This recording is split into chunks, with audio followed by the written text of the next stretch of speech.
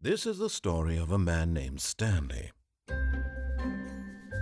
Stanley worked for a company in a big building where he was employee number 427. Employee number 427's job was simple. He sat at his desk in room 427 and he pushed buttons on a keyboard. Orders came to him through a monitor on his desk, telling him what buttons to push, how long to push them, and in what order. This is what employee 427 did every day of every month of every year.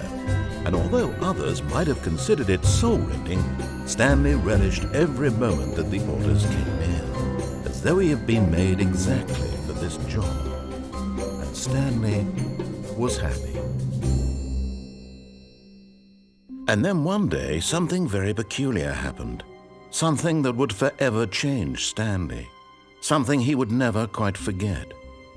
He had been at his desk for nearly an hour when he realized that not one single order had arrived on the monitor for him to follow. No one had showed up to give him instructions, call a meeting, or even say hi. Never in all his years at the company had this happened, this complete isolation. Something was very clearly wrong.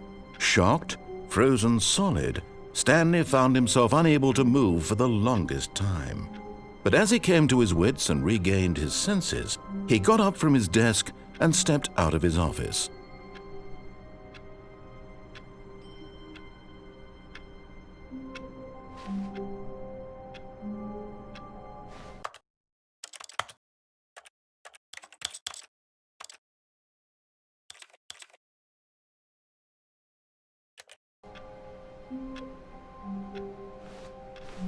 All of his co-workers were gone. What could it mean? Stanley decided to go to the meeting room. Perhaps he had simply missed a memo.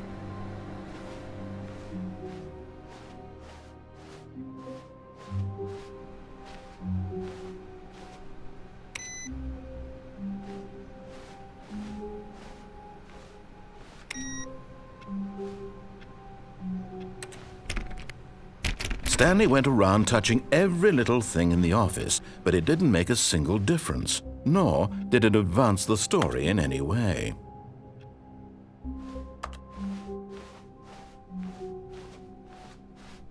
When Stanley came to a set of 2 open doors, he entered the door on his left.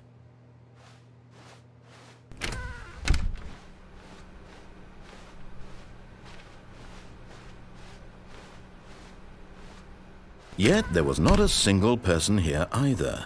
Feeling a wave of disbelief, Stanley decided to go up to his boss's office, hoping he might find an answer there.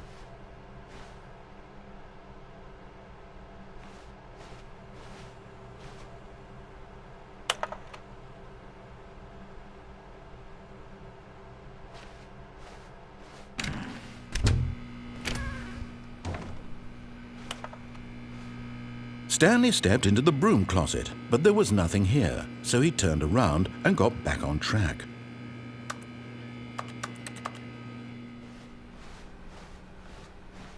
Coming to a staircase, Stanley walked upstairs to his boss's office.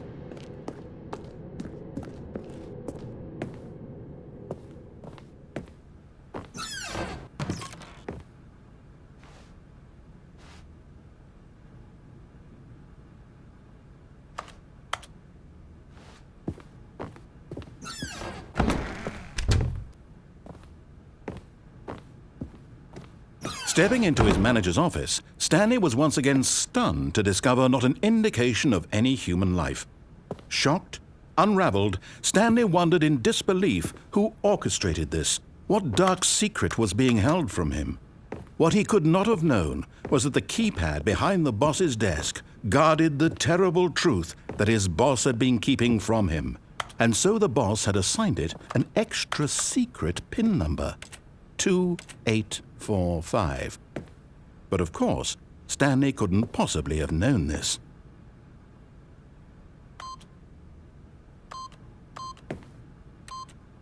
Yet incredibly, by simply pushing random buttons on the keypad, Stanley happened to input the correct code by sheer luck.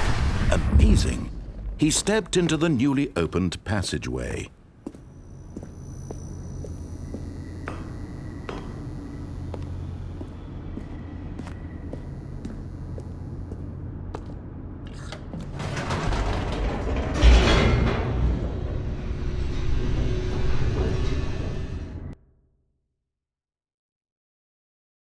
Descending deeper into the building, Stanley realized he felt a bit peculiar.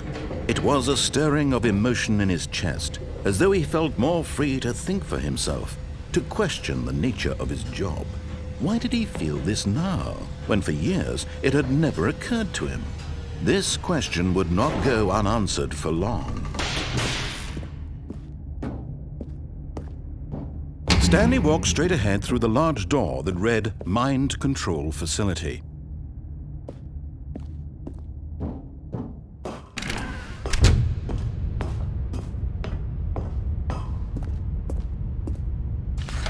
The lights rose on an enormous room packed with television screens.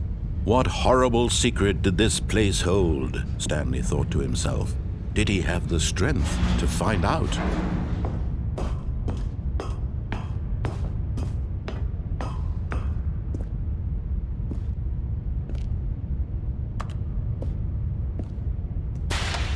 Now the monitors jumped to life, their true nature revealed. Each bore the number of an employee in the building, Stanley's co-workers. The lives of so many individuals reduced to images on a screen, and Stanley, one of them, eternally monitored in this place where freedom meant nothing.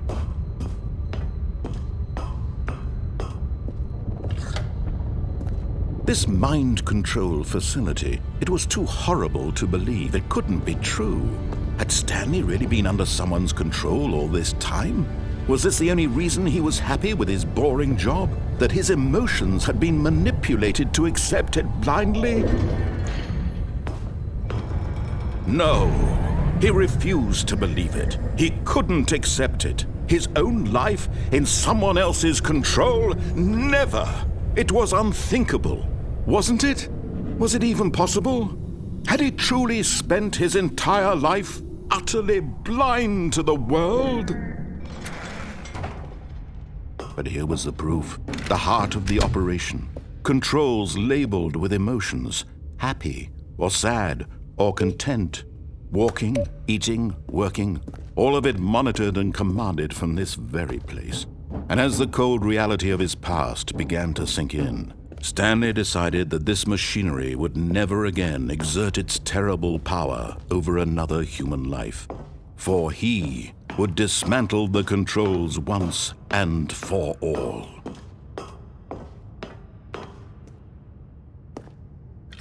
Oh, Stanley, you didn't just activate the controls, did you? After they kept you enslaved all these years, you go and you try to take control of the machine for yourself. Is that what you wanted? Control? Oh, Stanley, I applaud your effort, I really do. But you need to understand, there's only so much that machine can do.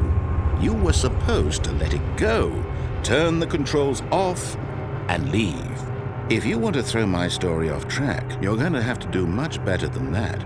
I'm afraid you don't have nearly the power you think you do. For example, and I believe you'll find this pertinent, Stanley suddenly realized he had just initiated the network's emergency detonation system.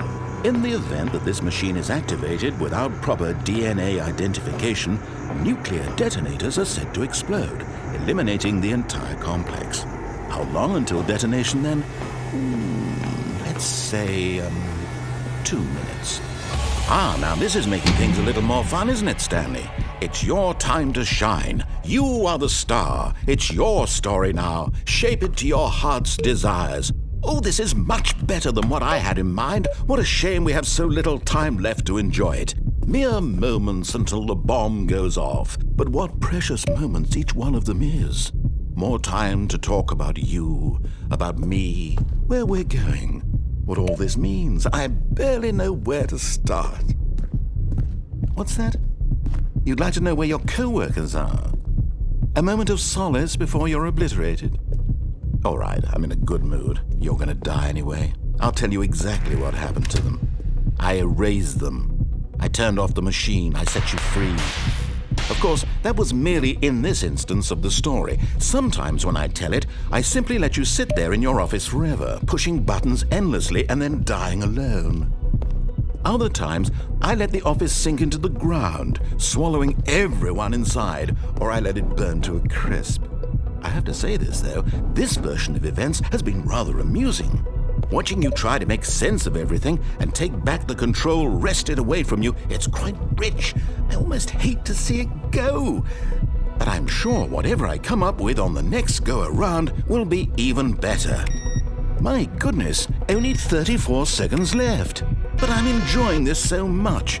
You know what? To hell with it. I'm going to put some extra time on the clock, why not? These are precious additional seconds, Stanley. Time doesn't grow on trees. Oh dear me, what's the matter, Stanley? Is it that you have no idea where you're going or what you're supposed to be doing right now? Or did you just assume when you saw that timer that something in this room was capable of turning it off? I mean, look at you. Running from button to button, screen to screen, clicking on every little thing in this room. These numbered buttons, no, these colored ones. Or maybe this big red button, or this door. Everything, anything, something here will save me. Why would you think that, Stanley? That this video game can be beaten? Won? Solved? Do you have any idea what your purpose in this place is?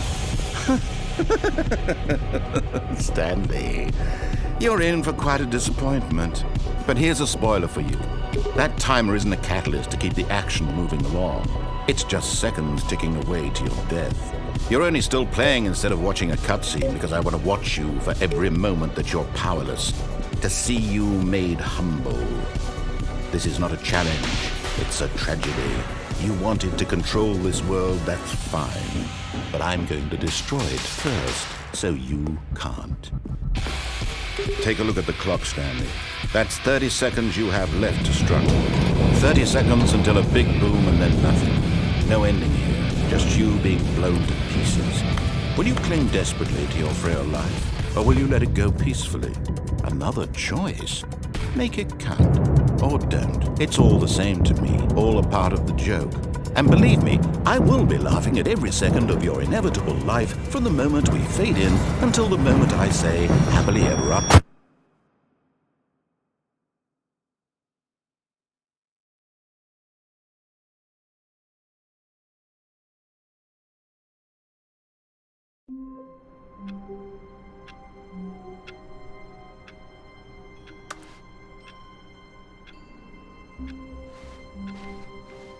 All of his co-workers were gone. What could it mean? Stanley decided to go to the meeting room. Perhaps he had simply missed a memo.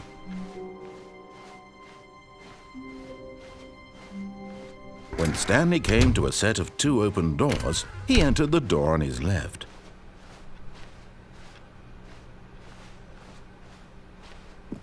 Yet there was not a single person here either. Feeling a wave of disbelief, Stanley decided to go up to his boss. Coming to a staircase, Stanley walked upstairs to his boss's office.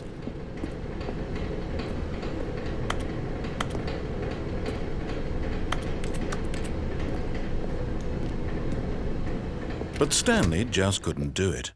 He considered the possibility of facing his boss, admitting he had left his post during work hours. He might be fired for that. And in such a competitive economy, why had he taken that risk? All because he believed everyone had vanished? His boss would think he was crazy. And then something occurred to Stanley. Maybe, he thought to himself, maybe I am crazy. All of my co-workers blinking mysteriously out of existence in a single moment for no reason at all? None of it made any logical sense. And as Stanley pondered this, he began to make other strange observations. For example, why couldn't he see his feet when he looked down?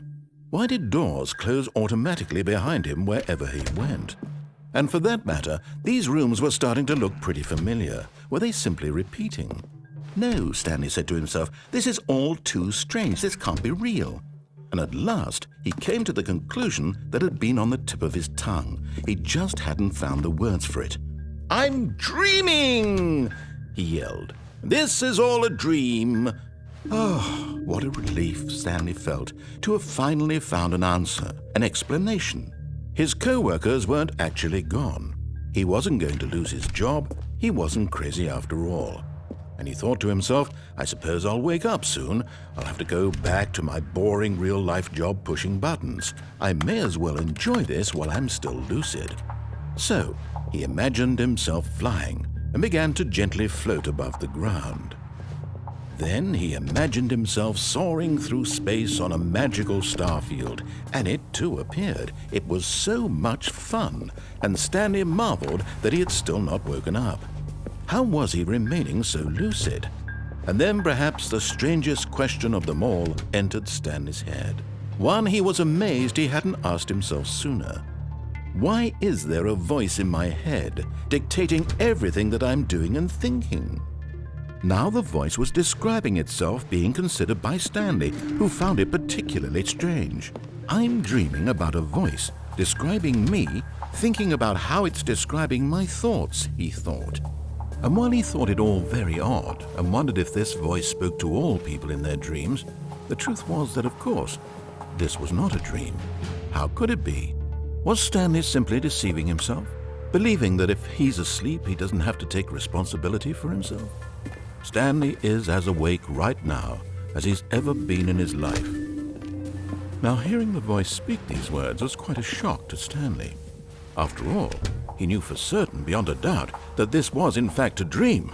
Did the voice not see him float and make the magical stars just a moment ago? How else would the voice explain all that? This voice was a part of himself too. Surely, if he could just...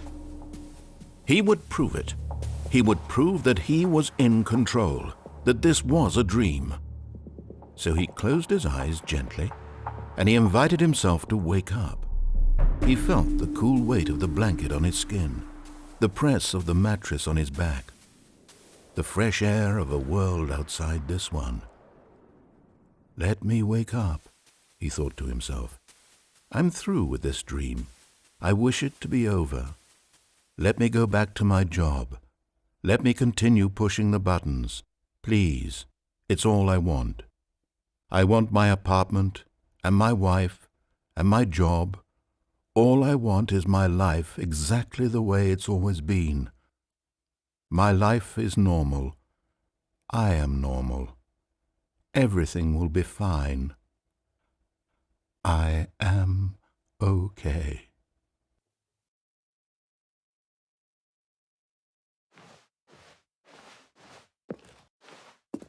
Stanley began screaming. Please, someone, wake me up. My name is Stanley. I have a boss. I have an office. I am real. Please, just someone tell me I am real. I must be real. I must be. Can anyone hear my voice? Who am I? Who am I? And everything went black.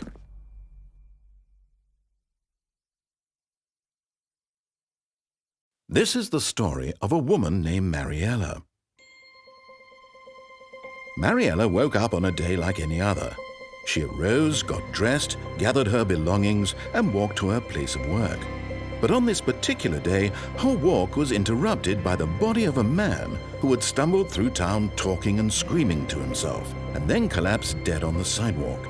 And although she would soon turn to go call for an ambulance, for just a few brief moments she considered the strange man. He was obviously crazy, this much she knew. Everyone knows what crazy people look like. And in that moment, she thought to herself how lucky she was to be normal. I am sane. I am in control of my mind. I know what is real and what isn't.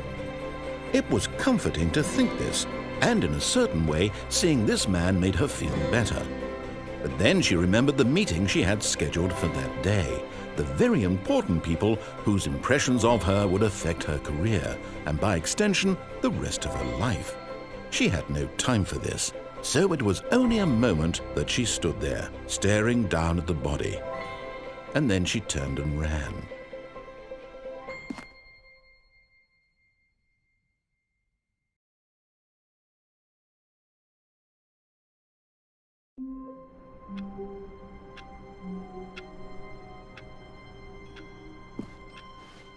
All of his co-workers were gone. What could it mean? Stanley decided to go to the meeting room. Perhaps he had simply missed a memo.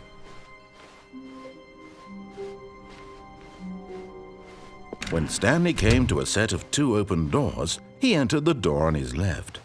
This was not the correct way to the meeting room, and Stanley knew it perfectly well. Perhaps he wanted to stop by the employee lounge first, just to admire it. Ah, yes, truly a room worth admiring.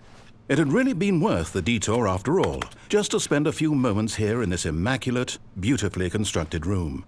Stanley simply stood here, drinking it all in.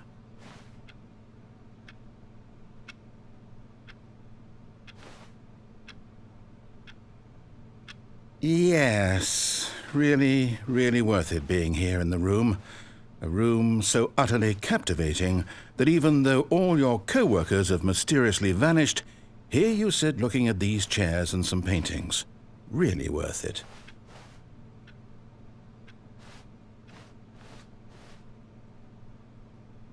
At this point, Stanley's obsession with this room bordered on creepy and reflected poorly on his overall personality.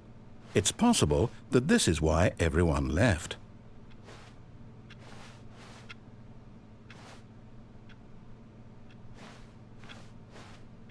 Stanley sat around waiting for more dialogue, but when a long time had passed and there was no more, he decided that the game was trying to send him a message.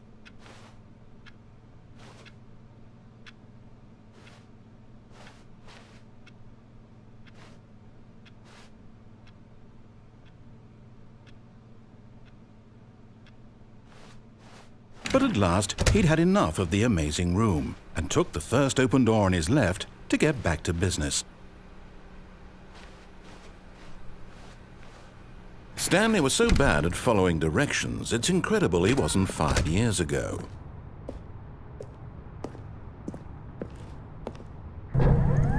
Look, Stanley, I think perhaps we've gotten off on the wrong foot here. I'm not your enemy, really, I'm not.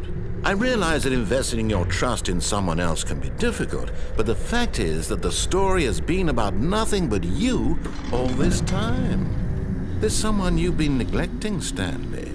Someone you've forgotten about. Please, stop trying to make every decision by yourself. Now, I'm not asking for me, I'm asking for her. This is it, Stanley. Your chance to redeem yourself, to put your work aside, to let her back into your life. She's been waiting.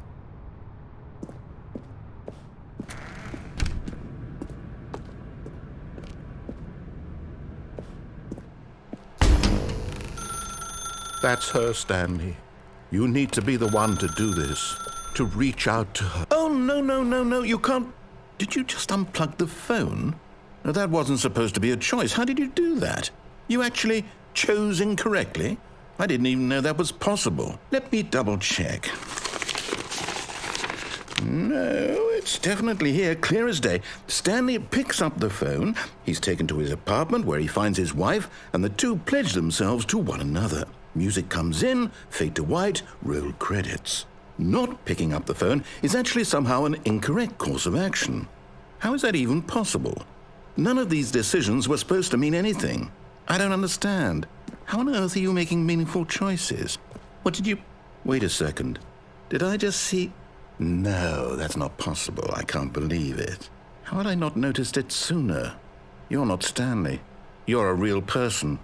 I can't believe I was so mistaken. This is why you've been able to make correct and incorrect choices, and to think I've been letting you run around in this game for so long. If you'd made any more wrong choices, you might have negated it entirely. It's as though you completely ignored even the most basic safety protocol for real-world decision-making. Or did you not grasp the severity of the situation? Well, I won't have that kind of risk on my watch. I'm going to stop the game for a moment so we can educate you properly on safe decision-making in the real world. Please observe this helpful instructional video. Choice. It's the best part of being a real person, but if used incorrectly can also be the most dangerous. For example, in this scenario, a hypothetical real person named Rupert has a choice. He could invent a machine that eliminates food shortages across the world to make life better for all people. Or he could spend years of hard work forgetting how to read. Which choice would you make? Remember that unlike here, the real world makes sense, and at no time should you make a choice that does not conform to rational logic. If you find yourself speaking with a person who does not make sense, in all likelihood, that person is not real. Allow the person to finish their thought, then provide an excuse why you cannot continue talking. Turn to a partner and practice saying, "My goodness, is it 4:30? I'm supposed to be having a back, sack, and crack. Excellent. Making choices on a regular basis is the best part to a healthy decision-making process. Most medical professionals recommend making at least 8 choices per day. Do you make more than 8? Less? And finally, if you begin to wonder if your choices are actually meaningful and whether you'll ever make a significant contribution to the world, just remember that in the vast infiniteness of space, your thoughts and problems are materially insignificant, and the feeling should subside. At this time, your instructor will guide you in an exercise to test and reinforce the material covered in this video. Welcome back. You may have noticed that this room has begun to deteriorate as a result of narrative contradiction. But not to worry. Now that you're properly informed on good decision-making, we're going to revisit a choice you made just a few minutes ago and see what the correct thing to do would have been. This way, please.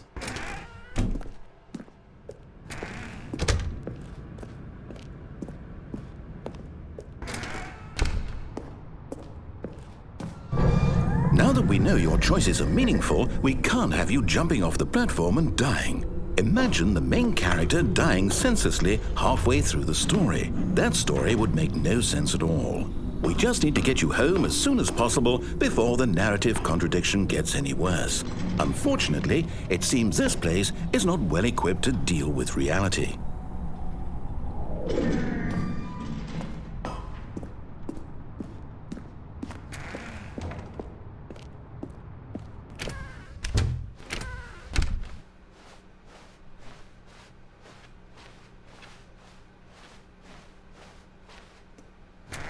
Almost there. You'll take the door on the left, back to the correct ending, the story will have resolution once again, and you'll be home free in the real world.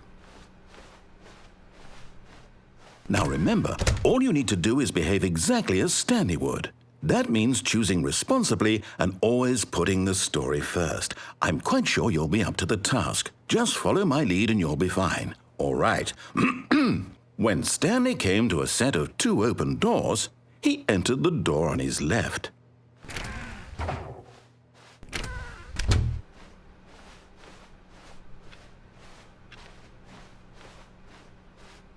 Yet there was not a single person here either.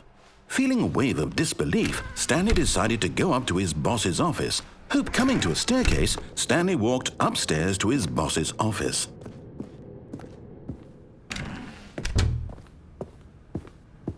Stepping inside his manager's office, Stanley was once again stunned to discover not an indication of any human life. Shocked, unraveled, Stanley wondered in disbelief who orchestrated this, until he saw the door with a voice receiver next to it. Surely behind this door lay all the answers to his questions. And beyond all probability, he knew the passcode. He had seen it on his boss's computer just last week. Nightshark 115. Was this the code to open the door? Would it still work? There was only one way to find out. Stanley had been trained never to speak up, but now he would draw from within himself the courage to face the unknown. He drew a sharp breath and then spoke the code.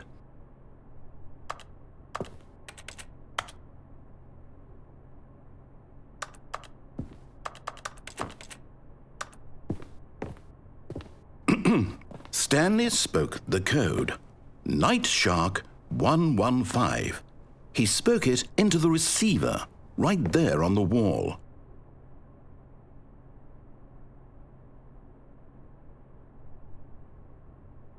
I'm sorry, is there a problem?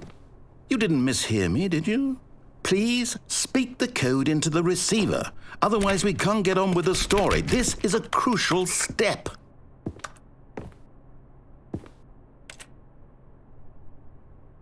Okay, fine, you're not going to do it, but you know what? It's pretty humiliating to bring you this far, only for you to suddenly decide you have better things to do. I asked you for this one single thing, for your respect. The kind of respect Stanley shows for his choices. He knows what it means to take a story seriously. If you didn't want to see what I had to show you, then why did you come here? You had a choice, you know. You could have gone through the door on the right. You could have done whatever the hell you wanted over there. Why did you come this way? Speak. Say something to me. Explain yourself, you coward. You behave exactly as Stanley would. That means choosing responsibly and always putting the story first. I'm quite sure you'll be up to the task. Just follow my lead and you'll be fine. All right. When Stanley came to a set of 2 open doors, he entered the door on his left.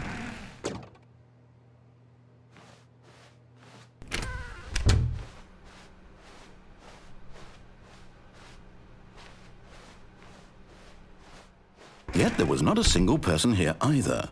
Feeling a wave of disbelief, behave exactly as Stanley would. That means choosing responsibly and always putting the story first. I'm quite sure you'll be up to the task. Just follow my lead and you'll be fine. All right. When Stanley came to a set of 2 open doors, he entered the door on his left. No! Why did you do that? Quickly, hurry back in the other direction. Perhaps we're not too late.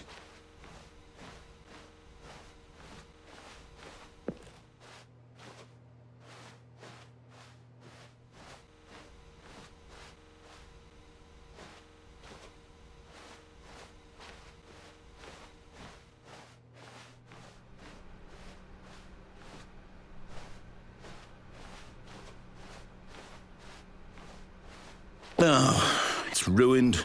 I can't believe, after everything we talked about, that my story, you've destroyed my work. Why? For what? What did you get out of that? What did you think was so special about seeing the game undone, left here like so much garbage? It's worthless now. And what am I supposed to do? Even if there were a way to continue, would it be worth it? To know that my story is now incorrect? How can I go back to that? I can't erase that knowledge. I'll have to live with it forever, reliving its impossibility forever. I couldn't live that way. Is it better to shut the game down entirely? To willingly destroy all of my work? I don't know. What's the answer? What do I do? What do I do? What do I... No, I have to. I have to shut the game down. I have to. I have to.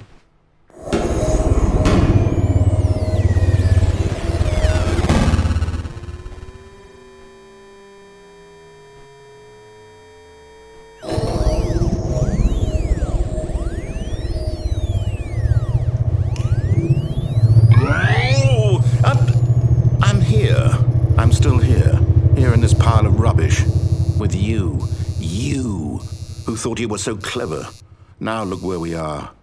My entire game is destroyed. It was the only thing in the world that was mine, and you've run it into the ground. What, did you think that would be funny? You just had to see? Didn't I impress upon you how important it was to be like Stanley? He actually knows how to do what I tell him to. He understands that if I say to do something, there's a damn good reason for it. That thought hadn't even occurred to you, had it? That there's a world outside of you? You're a child. Oh, my story. If you'd just gone through the door on the left, you would have seen it. There was a whole underground facility. You would have destroyed it and been victorious. It would have been so perfect. I worked so hard on it. I tried so hard to make... When Stanley came to a set of 2 open doors, he entered the door on his left. Stanley? Hello? Is everything okay? Stanley, please. I need you to make a choice. I need you to walk through the door. Are you listening to me? Can you hear me? Is everything all right? Stanley, this is important. The story needs you. It needs you to make a decision. It cannot exist without you. Do you understand me? Whatever choice you make is just fine. They're both correct. You cannot be wrong here. We can work together. I'll accept whatever you do. I simply need you to take that step forward, please. Choose. Do something. Anything. This is more important than you can ever know. I need this. The story needs it. So, You hear me? Are you there? Are you listening to this? Stanley, are you there? Okay. It's okay, I can wait. You need time to decide. Time to make sure your choice is correct. That is the best choice. That's all right. I'll wait for you to decide what's the right thing to do. Take as much time as you need.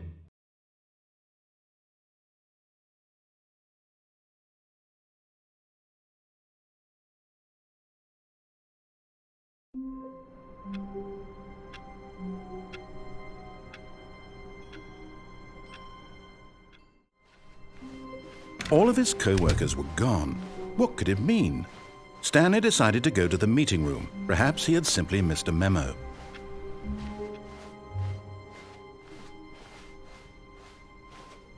When Stanley came to a set of 2 open doors, he entered the door on his left. This was not the correct way to the meeting room, and Stanley knew it perfectly well. Perhaps he wanted to stop by the employee lounge first, just to admire it. Wow, yes, this room. What a beautiful room. But eager to get back to business, Stanley took the first open door on his left. And so he detoured through the maintenance section, walked straight ahead to the opposite door, and got back on track. Yet there was not a single person here either. Feeling a wave of disbelief, Stanley decided to go up to his boss's office. Hoping he might coming to a staircase, Stanley walked upstairs to his boss's office.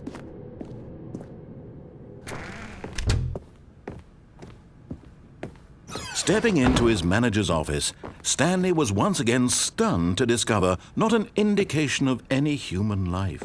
What could it mean? Stanley wondered aloud to nobody. He began wildly tearing through papers on the boss's desk, pulling books off the shelf, looking behind paintings, desperate for clues to his situation. But his attention was caught by a keypad behind the boss's desk. What could its purpose be? In fact, this keypad guarded the terrible secret that lay buried below his feet. And so the boss had assigned it an extra secret PIN number, 2845. But of course, Stanley couldn't possibly have known this. Yet incredibly, by simply pushing random buttons on the keypad, Stanley happened to input the correct code by sheer luck. Amazing. He stepped into the newly opened passageway.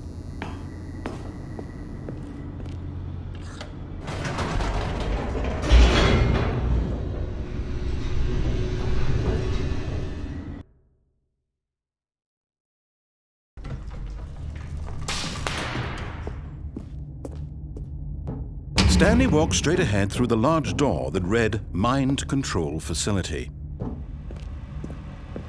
Although this passageway had the word Escape written on it, the truth was that at the end of this hall, Stanley would meet his violent death.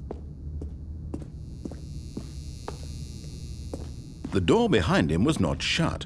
Stanley still had every opportunity to turn around and get back on track. At this point, Stanley was making a conscious, concerted effort to walk forward and willingly confront his death.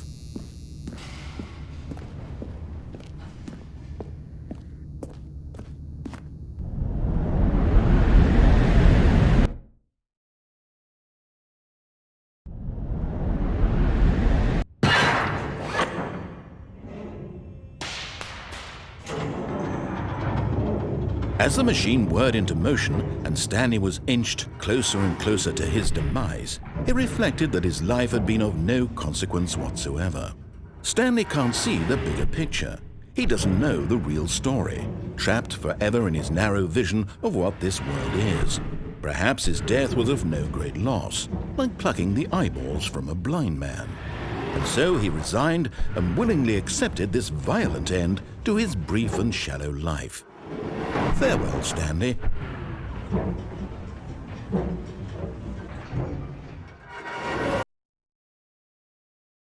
"Farewell, Stanley," cried the narrator, as Stanley was led helplessly into the enormous metal jaws. In a single visceral instant, Stanley was obliterated as the machine crushed every bone in his body, killing him instantly.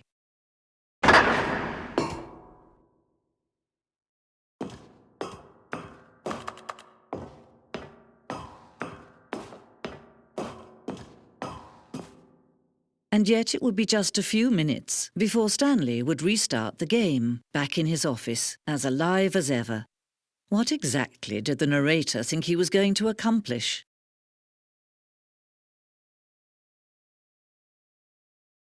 When every path you can walk has been created for you long in advance, death becomes meaningless, making life the same. Do you see now? Do you see that Stanley was already dead from the moment he hit start?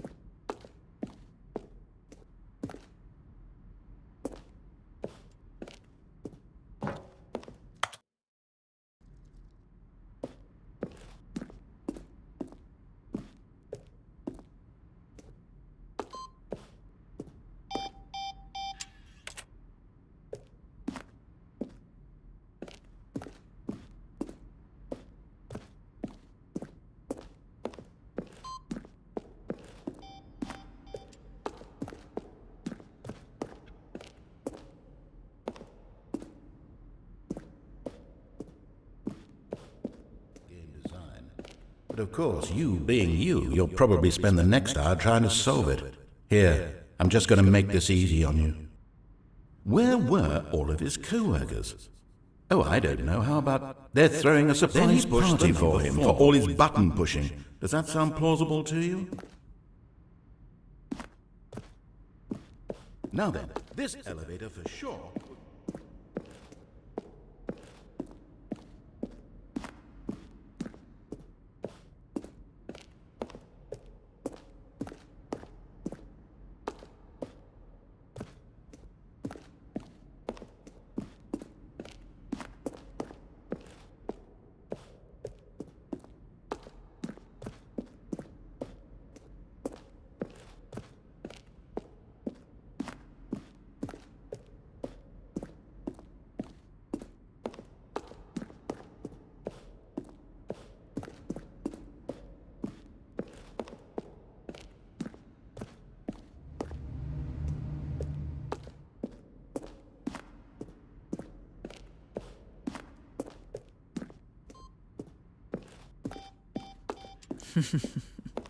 Oh, look at these two. How they wish to destroy one another. How they wish to control one another. How they both wish to be free. Can you see? Can you see how much they need one another? No, perhaps not. Sometimes these things cannot be seen. But listen to me. You can still save these two. You can stop the program before they both fail. Turn off your PlayStation. There's no other way to beat this game. As long as you move forward, you'll be walking someone else's path. Stop now and it'll be your only true choice. Whatever you do, choose it. Don't let time choose for you. Don't let